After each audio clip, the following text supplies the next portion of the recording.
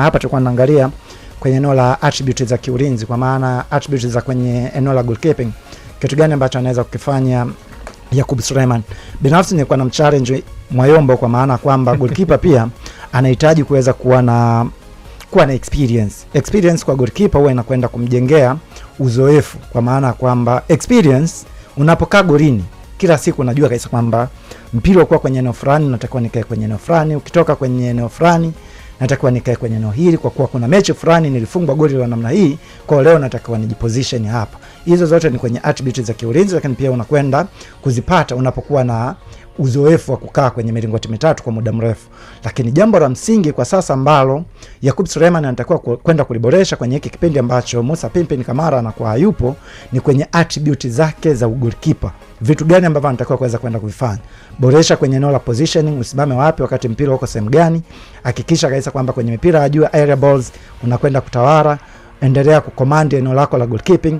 Boresha zaidi kwenye eneo la footwork. Ndicho kitu ambacho mashabiki wengi wa Simba wanakuwa na hofu na Yakub Suleiman, kwa maana kwamba kwenye eneo la catching, eneo lake la kuzuia, hakuna mtu ambaye amekuwa na mashaka na Yakub Suleiman. Lakini moja kati ya sehemu ambayo Musa Pimpin Kamara amekuwa hatua moja mbele ya Yakub Suleiman ni kwenye eneo la kufanya build up kuanzia chini, na Simba Sports Club wana staili ya kucheza kuanzia chini, kwa wanahitaji goalkeeper ambaye atakuwa supportive kwenye hilo eneo.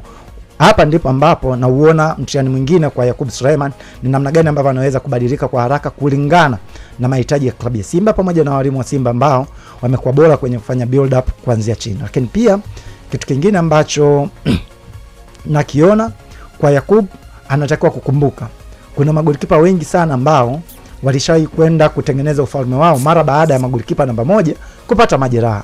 Kila mtu anakumbuka issue ambayo ilimkuta Iker Casillas wakati yuko Real Madrid. Golikipa namba moja alipata majeraha akiwa na umri wa miaka 19, akapewa jezi.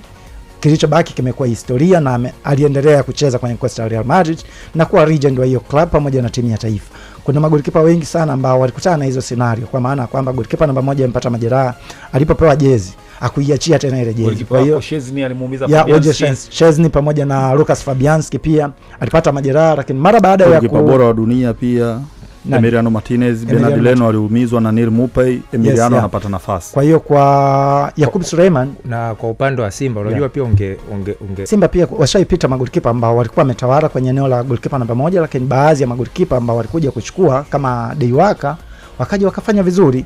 Nakumbuka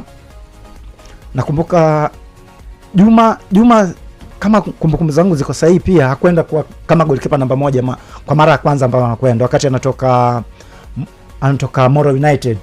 Alikuwa anakuja kwenye umri wa miaka 19 akawa golikipa namba moja, lakini mara baada ya kufanya vizuri akaja akachukua jezi na akaendelea kutawala kwa muda mrefu. Na utakapoenda kutaja magolikipa bora ambao washapita Simba, huwezi kuacha kutaja jina la Juma Kaseja kama miongoni mwa magolikipa bora sana ambao wamehudumu ndani ya kikosi cha Simba. Kwa hiyo kwa Yakub Suleiman mimi sina shaka sana kwenye attributes za kiulinzi, kwenye attributes za ukipa. Ana vitu vingi sana positive ambavyo akivifanya na akiviboresha anaweza kuja kujipambanua kwa miongoni mwa magolikipa bora sana hapa nyumbani Tanzania. Jambo moja tu ambalo nimekuwa na mashaka na Yakub ni kwenye eneo la footwork peke yake, na ndicho kitu ambacho Musa Pimpin Kamara yuko mbele yake.